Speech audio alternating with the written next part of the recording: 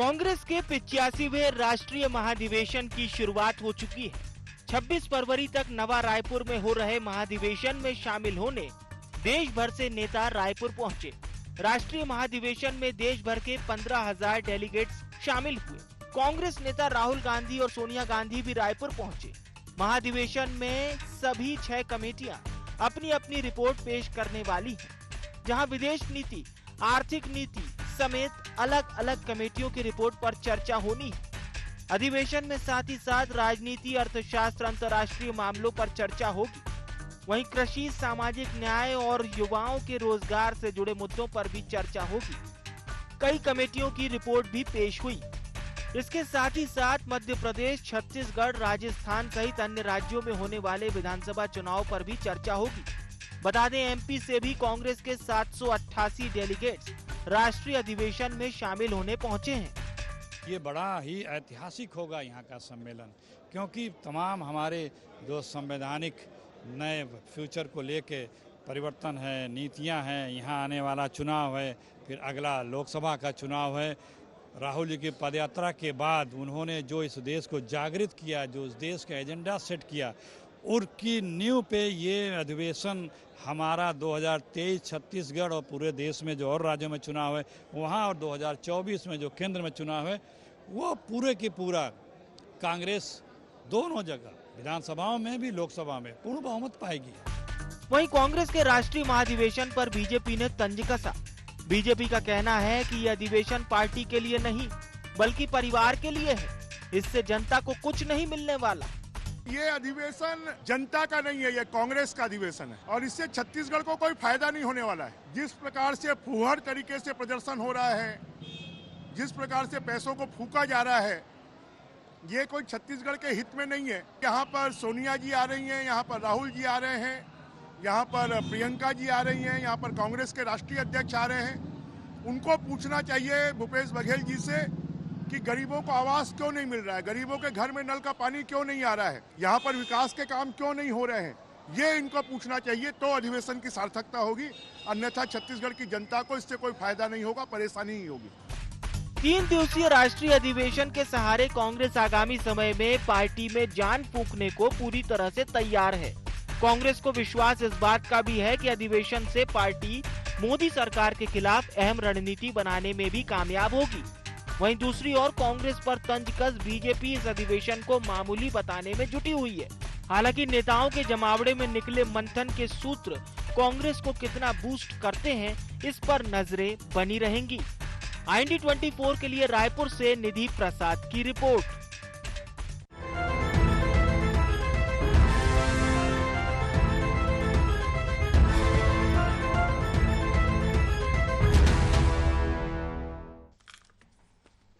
नमस्कार, जय जोहार, गुहार। छत्तीसगढ़ में आप सभी का बहुत स्वागत है। आपके साथ मैं हूं विवेक पांडे।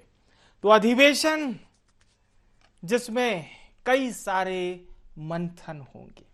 मंथन इस बात का होगा कि किस तरह से उस सरकार को अपदस्थ किया जाए जिसने 2014 और 2019 में देश की सबसे बड़ी पार्टी को देश की सत्ता से अपदस्थ किया। 10 साल यूपीए सरकार जिसके प्रधानमंत्री थे मनमोहन सिंह, लेकिन 2012 के बाद एकाएक समीकरण बदलने लगे और कांग्रेस के लिए कहें तो बिगड़ने लगे। 2 साल में ऐसी सत्ता विरोधी लहर चलाई गई कि कांग्रेस को न्यूनतम अंकों पर ही सिमटना पड़ा। सबसे खराब परफॉर्मेंस कांग्रेस का 2014 में ही था और सबसे बेहतरीन परफॉर्मेंस बीजेपी का तब का 2014 में था और फिर 2019 में। यानी कि दोनों पार्टियों के न केवल धारा बदली, दिशा बदली और आगामी समय में सियासत करने का अंदाज भी बदल गया उसी सत्ता परिवर्तन में, क्योंकि जनता जब चुनने पे आती है तो बहुत कुछ परिवर्तित कर देती है। अब राष्ट्रीय अधिवेशन में कांग्रेस के पास एक मौका है साल 2024 की जमीन को तैयार करने का और इस साल होने वाले 9 राज्यों में जीत दर्ज करने का। तो सवाल यही रहेगा, राष्ट्रीय महाधिवेशन से कांग्रेस कितना चार्ज होगी। तमाम विषयों पर चर्चा शुरू करेंगे। सबसे पहले नजर डालते हैं गुहार छत्तीसगढ़ के प्रमुख बिंदुओं की ओर। तो सबसे पहले महाधिवेशन के मंथन से क्या निकलेगा अमृत? मंथन में किस रणनीति पर लगेगी मुहर? अधिवेशन में लिखी जाएगी क्या चुनावी पटकथा? और अंत में महाधिवेशन से कांग्रेस कितनी होगी मजबूत? क्योंकि साहब पूरी कोशिश है कांग्रेस को मजबूत बनाने की, फिर वो चाहे भारत जोड़ो यात्रा हो, हाथ से हाथ जोड़ो अभियान हो, या ये महाधिवेशन। चर्चा को शुरू करते हैं। खास मेहमान जुड़ चुके हैं, जावेद खान साहब हमारे साथ जुड़ चुके हैं, प्रवक्ता हैं छत्तीसगढ़ कांग्रेस के। देवलाल ठाकुर साहब जुड़ चुके हैं, प्रवक्ता हैं भारतीय जनता पार्टी के। और डॉक्टर अजय चंद्राकर साहब हमारे साथ जुड़ चुके हैं, राजनीतिक विश्लेषक हैं। सभी मेहमानों का बहुत स्वागत है। जावेद खान जी, विषय आज आपकी पार्टी से जुड़ा हुआ है, राष्ट्रीय महाधिवेशन से जुड़ा हुआ है। अब बूस्टअप के लिए कितने आप लोग प्रिपेयर हैं? क्योंकि बूस्ट तो करना है कांग्रेस को, सिर्फ छत्तीसगढ़ के लिहाज से मत देखिए, पूरे देश के लिहाज से देखिए। जी, आपको और आपके सभी दर्शकों को मेरा नमस्कार। देखिए, अधिवेशन, कांग्रेस का अधिवेशन जब शुरू हुआ 1885 से शुरू हुआ जी, उस समय देश अंग्रेजों का गुलाम था। तो यह अधिवेशन देश को बचाने के लिए शुरू किया गया, देश की रीति नीति तय करने के लिए शुरू किया गया, और उस समय से लगातार अधिवेशन होते आए। आज भी जो अधिवेशन है वो देश फिर से, जिस तरह से भारतीय जनता पार्टी व्यापारिक श्रेणी की तरफ देश को लेकर के जा रही है, गुलामी की तरफ लेकर जा रही है, कॉरपोरेट की गुलामी की तरफ लेकर जा रही है, उससे बचाने के लिए इस अधिवेशन को आप देख सकते हैं। बिल्कुल भविष्य में कांग्रेस की रीति नीति, देश की रीति नीति, भविष्य में कांग्रेस किस तरह से आगे बढ़ेगी, इस पर जरूर मंथन होगा, इस पर जरूर विचार होगा, और यहां से बहुत कुछ निकल के जाएगा। केवल छत्तीसगढ़ ही नहीं, देश भर के हर राज्य के लिए और पूरे देश के लिए कांग्रेस जिस तरह से कन्याकुमारी से लेकर के कश्मीर तक चली है, उसके सामने राहुल गांधी जी के सामने जो सारी देश भर की बातें आई हैं वो मंथन में आएंगी, और वहां से निकल करके जो आएगा वही देश की अगली दशा भी होगी और दिशा भी होगी। चलिए ठीक है। अब देवलाल साहब, शीर्ष पर पहुंचना आसान है बजाय वहां बने रहने के, बना रहना बड़ा कठिन है। तो शीर्ष पर अब आप लोग पहुंच तो चुके हैं और 10 साल तक आप लोग हैं भी वहां पर, लेकिन जब प्रवेश कर रहे होंगे 10 से 11वें में, यानी कि चुनाव के दौरान की बात कर रहा हूं, तब कितना अहम रहेगा? क्योंकि बहुत सारे मुद्दे हैं। कांग्रेस तो कह रही है देखिए कन्याकुमारी से चालू हुए थे, कश्मीर तक हम जनता की आवाज बने, कहीं जो कुछ छूट गया था वहां पर भी फिर से यात्रा शुरू होगी। तो एक चुनौती बीजेपी के लिए नजर आ रही है कांग्रेस के तौर पर। देखिए, भारतीय जनता पार्टी अपनी काम करती है, और जो भारतीय जनता पार्टी का उद्देश्य है गरीब कल्याण के मार्ग पर चलना, भारतीय जनता पार्टी उसी उद्देश्य को लेकर हमारे देश की यशस्वी प्रधानमंत्री श्री नरेंद्र मोदी जी के साथ चल रही है। जैसा उनका सपना था कि हर गरीब परिवार का एक पक्का मकान हो, 2024 तक हर गरीब परिवार के सर पर छत बन जाए। मकान हम बना रहे हैं, उनको फ्री में राशन हम दे रहे हैं, उनके घर तक पानी हम पहुंचा रहे हैं, उनको शौचालय मिल रहा है, गैस मिल रहा है, जीवन से लेके मृत्यु तक की सारी योजनाएं भारत सरकार चला रही है। तो ऐसे में हम कह सकते हैं कि हम इस देश की जनता और गरीबों के साथ हैं और उनके साथ कंधे से कंधे मिलाकर चल रहे हैं। जहां तक कांग्रेस पार्टी के अधिवेशन का सवाल है तो वो अपने आप को, अस्तित्व को बचाने की लड़ाई को लड़ रहे हैं। जैसा कि समूचा देश देख रहा है कि भारत देश में वंशवाद की, परिवारवाद की राजनीति को देश नकार चुका है। अब नकारे हुए लोगों का प्रभाव कितना पड़ता है वो आने वाले भविष्य में दिखाई देगा कि कांग्रेस कमेटी क्या करती है। वैसे भी इनके अधिवेशन में गांधी परिवार से चालू होता है, गांधी परिवार से खत्म हो जाता है। ये लोकतांत्रिक अधिवेशन नहीं होता। जो फैसले गांधी परिवार लेते हैं उसी पर इनका अधिवेशन अमल करता है। कहीं ना कहीं इसके फैसलों पर प्रश्न चिन्ह लगता है कि ये लोग गांधी परिवार से ऊपर नहीं उठ सकते। वैसे भी कांग्रेस के लोग चाटुकारिता के परे नहीं जा सकते, क्योंकि इन लोगों को अगर कोई गांधी परिवार ने कोई व्यूह रचना रच दी तो उसी के आधार पर पूरा कांग्रेस कमेटी को चलना होता है। इसलिए मैं दावे के साथ कहता हूं कि इस अधिवेशन से कुछ नया नहीं निकलने वाला है। भले अध्यक्ष वो किसी को बना दे या कोई भी पद इन लोग किसी को भी दे दे, जो होना है वो गांधी परिवार के अधीन ही होना है। क्योंकि कांग्रेस पार्टी में गांधी परिवार के अधीन रहने की एक आदत सी पड़ गई है, और यही कारण है कि भारतीय जनता पार्टी और कांग्रेस के कार्यकर्ताओं में यही फर्क है कि जो कांग्रेस के कार्यकर्ता हैं वो सोचते हैं कि गांधी परिवार को कैसे बचाएं और कैसे इस देश की गद्दी पे बैठाएं। अब लेकिन आपको ऐसा नहीं लगता ठाकुर साहब, कैसे हम राष्ट्र विकास के लिए काम करें, और जो आप लोग ये बोलते थे कि अब गांधी परिवार के अलावा ना तो अध्यक्ष बचा है ना उपाध्यक्ष बचा है, सोनिया गांधी अपना इस्तीफा दे देती हैं, फिर जब कांग्रेस के लोग कहते हैं तो मान जाती हैं। वहां पर उन्होंने मल्लिकार्जुन खड़गे को बिठा दिया। आप लोग कह रहे थे कि चुनाव नहीं होगा, तो वहां चुनाव भी हो गया। तो स्थिति जैसा जैसा आप लोग बोल रहे हैं, तो आपकी बातें मान तो रहे हैं वहां पे, वो पलड़ा बातें मान रहा है। हमारी बातें मानने से नहीं, देश की बातें मानने नहीं, से आप चूंकि गांधी परिवार का जिक्र कर रहे थे, और देखिए गांधी परिवार का जिक्र तो इसलिए किया जाता है कि जिस समय से देश आजाद हुआ तब से यही लोग आज देश को लूटे पड़े थे, और एक परिवार से हटकर कांग्रेस की राजनीति नहीं जा सकती। कांग्रेस की राजनीति में परिवारवाद एवं वंशवाद की जो बातें हैं वो खुलेआम दिखती है, स्वच्छता से दिखती है, कोई भी आदमी देख के जान जाएगा। चलिए, अब समय दे दिया है देश ने गांधी परिवार से अलग। मोदी जी देश के प्रधानमंत्री। अजय चंद्राकर साहब, आपको ऐसा लगता है कि वर्तमान कांग्रेस में वो ताकत है जो राष्ट्रीय महाधिवेशन में, तो अब रायपुर में आप पूरे देश के ही कांग्रेस के नेताओं से मिलेंगे, लेकिन क्या वर्तमान कांग्रेस में वो ताकत है जो मोदी शाह की जोड़ी को एक टक्कर देगी 2024 में, और उससे पहले ये जो 9 विधानसभा चुनाव हैं? जी पांडे जी, चूंकि यह अधिवेशन है और एक राष्ट्रीय पार्टी का अधिवेशन है, जैसा जिक्र किया गया 1885 अलेक्जेंडर ह्यूम के बारे में से स्टार्ट हुआ, लेकिन कांग्रेस में 1930 और 32 का जो दौर था जी, उस दौर में जिस तरह से पूना एक्ट आई, उसके बाद आज जयराम नरेश जी जो प्रेस कॉन्फ्रेंस किए हैं और उसमें समय समय पर कांग्रेस बदली, इसमें एसटी, एससी, ओबीसी, माइनॉरिटी और महिला की बात की है, तो ये अपने संविधान में जो 16 प्रावधान और उसके 32 नियमों में परिवर्तन की बात कर रहे हैं, ये देखने लायक होगा कि जो 30 के दशक में 1930 और 32 के दशक में चेंज किया गया, क्या उस तरह से इस पहले क्या है, कांग्रेस को एलिट वर्ग का कहा जाता, या फिर दादा भाई नौरोजी के समय भी चेंज किया गया।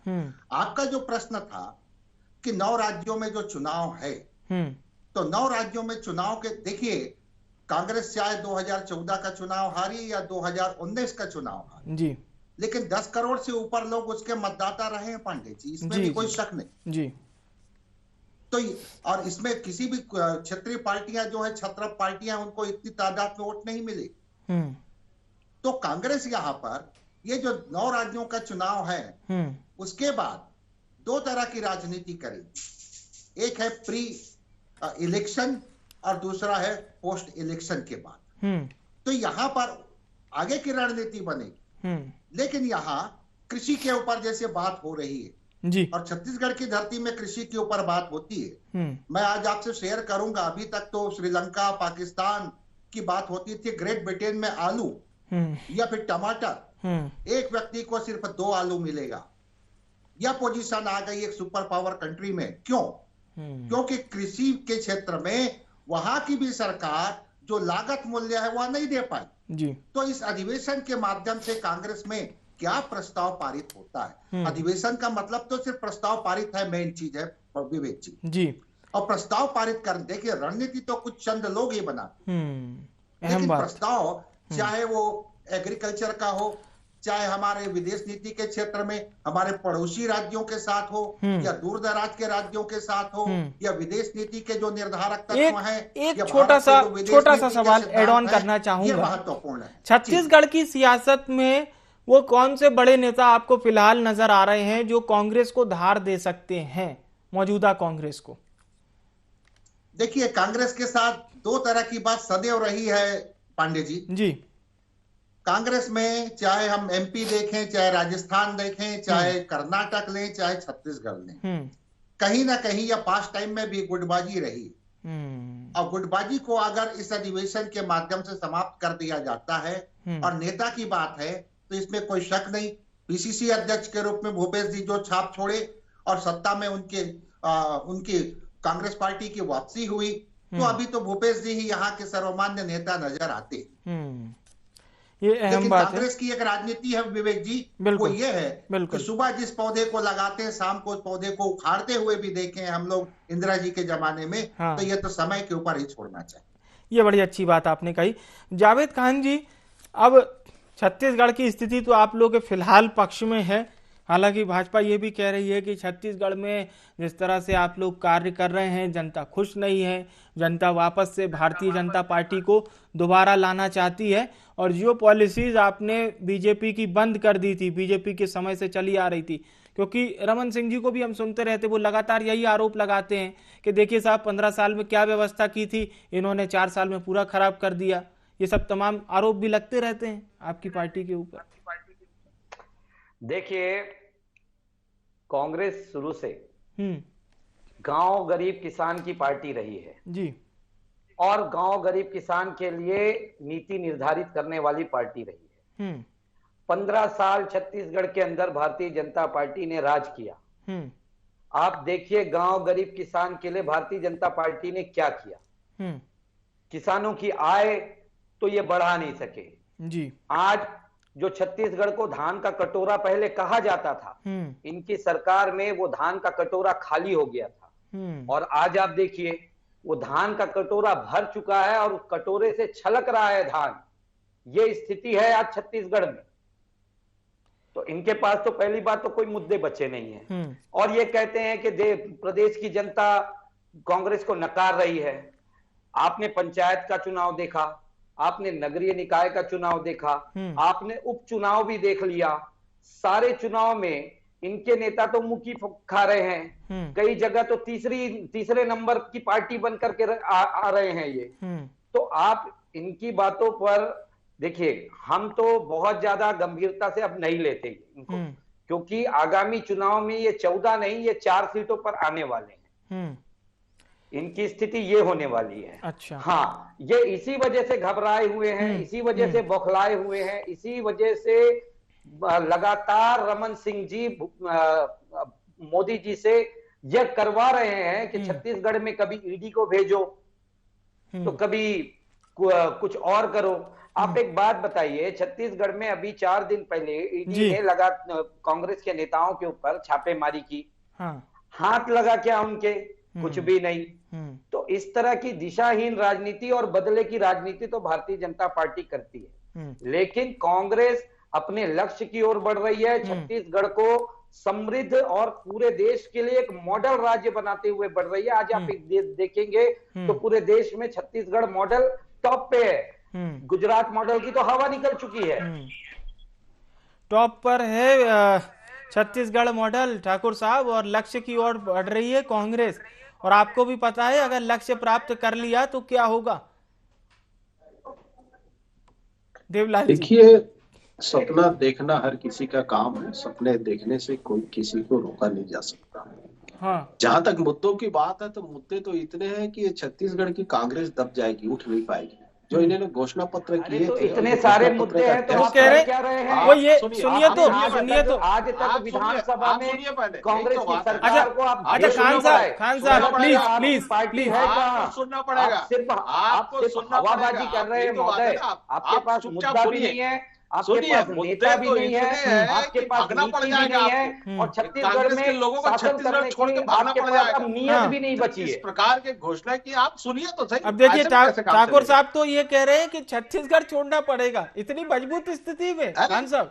अरे सुनना पड़ेगा। अच्छा ठीक है, आप अपनी बात कंटिन्यू करिए, बोलिए बोलिए देवलाल जी, सुन रहे हैं। घोषणा पत्र मैं देखो एक 4 लाइन से ही इनकी शुरुआत कर देता हूँ। जो कांग्रेस के लोग हैं, कांग्रेस के यहाँ के जो मुख्यमंत्री है, उनकी पोल खोल देता हूँ मैं जी। ये जो बातें कर रहे थे ना 36 घोषणा पत्र, इनके सरकार में जो मंत्री है, बहुत आम मंत्री जो घोषणा पत्र बनाने वाले समिति के अध्यक्ष रहे, जिनके संरक्षण में कांग्रेस की 2018 की घोषणा पत्र बनी, उन्होंने ही इस्तीफा दे दिया कि मैं गरीबों के जो सरकार बनाए हैं उनके साथ मैं न्याय नहीं कर पा रहा हूं, घोषणाएं पूरी नहीं हो रही है, इसलिए मैं वो मंत्री पद से इस्तीफा दिए। पहले कि मैं गरीब लोगों के साथ न्याय नहीं कर पा रहा हूं, गरीबों के सर पर छत नहीं मिल रहा है, क्योंकि इस प्रदेश का जो वित्त मंत्री है वही राज्यांश नहीं दे रहा है। वित्त मंत्री कौन है? मुख्यमंत्री भूपेश बघेल जी। आपके अंदरूनी झगड़े और अंदरूनी कला से छत्तीसगढ़ की जनता को क्यों आप प्रभावित कर रहे हो? यहाँ पर हर व्यक्ति अपनी बात रखता है, कहीं किसी को कुछ लगता है तो वो बिल्कुल अपना ऐतराज भी रखता है। 4 साल से लेकिन आप तो प्रमुख विपक्षी पार्टी हैं, आप बताइए आपने क्या किया अब तक? आपके पास मुद्दा नहीं बचा, आपके पास में कोई नेता नहीं बचा, आय से अधिक संपत्ति के मामले में रमन सिंह जी जुड़े हुए हैं। आप सुनिए ना, आपको सुनना पड़ेगा। चलिए ठीक है, मैं चंद्राकर साहब के पास लौटता हूं। मैं देवलाल साहब, खान साहब, चंद्राकर साहब से एक अंतिम प्रतिक्रिया लेते हैं और इस कार्यक्रम को एक अच्छे समापन की ओर ले जाते हैं। बिल्कुल जी, कांग्रेस के लोग रह नहीं सकेंगे। नहीं वो भी सुन रहे थे। देखिए सुनिए तो एक भारतीय जनता पार्टी को आप दोनों सम्मानित प्रवक्ता अब डॉक्टर अजय चंद्राकर जी को सुनिए और एक अच्छा विश्लेषण लीजिए उनसे। चलिए डॉक्टर अजय चंद्राकर जी, इस कार्यक्रम को एक बढ़िया निर्णायक मोड़ पर आप इसका समापन करिए। 15,000 से ज्यादा नेता ठाकुर साहब, खान साहब, ठाकुर साहब, खान साहब, अगर आप मुझे सुन पा रहे हैं, अब चंद्राकर साहब को सुन लीजिए आप लोग की स्थिति मिटने की आ चुकी। चलिए ठीक है, अब सिर्फ चंद्राकर साहब बोलेंगे। बोलिए सर।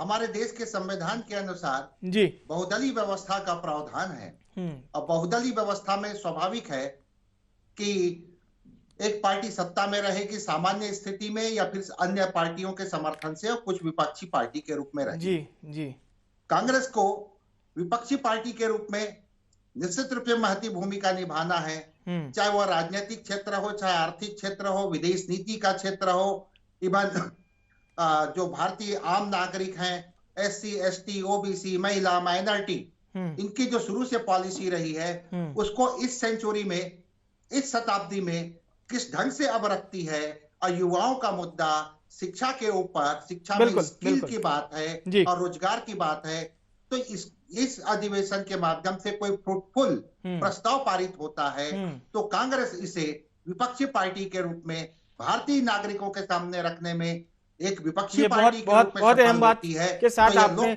समापन किया है। समय समाप्त हो चुका है सर, बहुत बहुत शुक्रिया आप सभी सम्मानित जनों का हमारे साथ जुड़ने के लिए, धन्यवाद।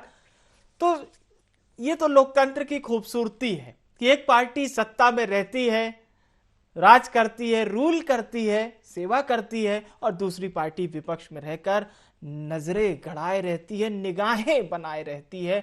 कुछ भी गलती होता है तो सड़क पर उतर जाती है और सदन में भी उस सत्तारूढ़ पार्टी से लड़ती है। यही खूबसूरती है लोकतंत्र की, और जनता भी बखूबी जानती है कि कब किसे चुनना है और क्यों चुनना है, ये बात भी जनता को पता रहती है। जाहिर सी बात है इस अधिवेशन पर सियासी पंडितों की नजरें तो हैं, जनता की भी नजरें हैं, जनता भी देख रही है और वेट एंड वॉच की भूमिका में भी है। क्या जनता करेगी ये चुनावी परिणामों में ही हम देख पाते हैं, या फिर जनता की आवाज में कभी कभी सुन पाते हैं। तो हमारी नजर इस अधिवेशन पर बनी रहेगी। गुहार छत्तीसगढ़ में इतना ही। मुझे आने विवेक को दीजिए इजाजत। नमस्कार।